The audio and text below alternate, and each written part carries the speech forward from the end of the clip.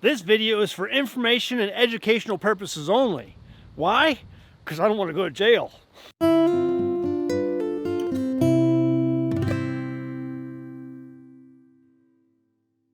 Hey guys, welcome to the Homestead. So today we're going to talk about a plant that grows pretty much throughout the Ozarks. You'll see it here and there more often, some places than others, but it definitely grows on our homestead, and I thought it'd be a good video to talk about it because there's a really cool, interesting characteristic that this plant offers and provides that is actually illegal to use. The reason it's illegal, the reason most things are illegal, is because they work. So we'll share that with you in a second, but let me show you the plant. What you see behind me here is what's called mullein, common mullein.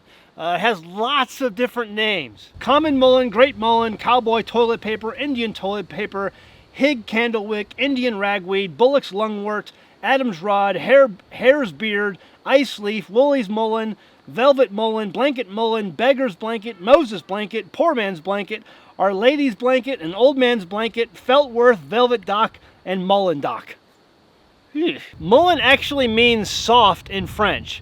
I'm not sure who first came up with that term, but it is actually pretty soft.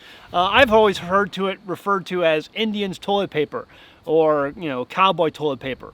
But, it's very soft. It would definitely be a good toilet paper if you didn't have anything else to use. But it's just a really interesting plant. Very, very soft, velvety. It's got very fine hairs on it. Doesn't hurt you at all. It's normally, people have always told me that it's an invasive species, which really isn't true.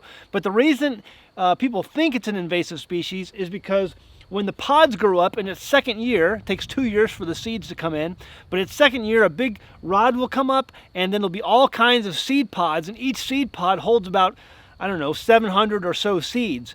And so because it holds so many seeds, people think of it as an invasive species, but it's actually not really hard to get rid of out of your property or area. It's real simple to dig it up. It's got a very short taproot. You dig it up, you toss it aside, it's dead, and it won't produce seed because it takes 2 years to produce the seed. It's got a long list of uses, including medicinal uses, starting with, wait a minute, let me get my list again. Sores, rashes, pulmonary diseases, skin infections, athlete's foot, colic, earaches, frostbite, eczema, warts, boils, carbuncles, hemorrhoids, and all kinds of ways to boil it into a tea, and some of those teas they say, are used to treat even tumors. But the thing I find the most incredible about this plant is something that you can actually use to feed yourself, and I'm not talking about the plant eating the plant. It's a great way to catch fish. However, it's illegal to do this. So again, informational, educational purposes only. In the second year, when it produces its gigantic rod that sticks way up, it'll produce lots of flowers on that rod. And on that rod, after the flowers go away, there'll be lots of these, big seed pods. And inside those seed pods, you take those seeds, again, about 700 seeds per pod, and you take those, you gather all those pods, you break it open, gather the seeds, and you put them inside of like a mortar and pestle. And you squish them all together and grind them all up, and then you take that ground up seed, and then you go out to a lake or a pond, and then you scatter them into that pond and wait. Because very shortly after, fish will start to rise to the surface where you can easily grab them and put them into your boat or whatever you're in. But yeah, what it does, there are certain chemicals, about 4 different chemicals. These chemicals, when they encounter the water, they spread a stunning agent into the water, and any fish that encounters that stunning agent will immediately go to sleep and just rise to the surface.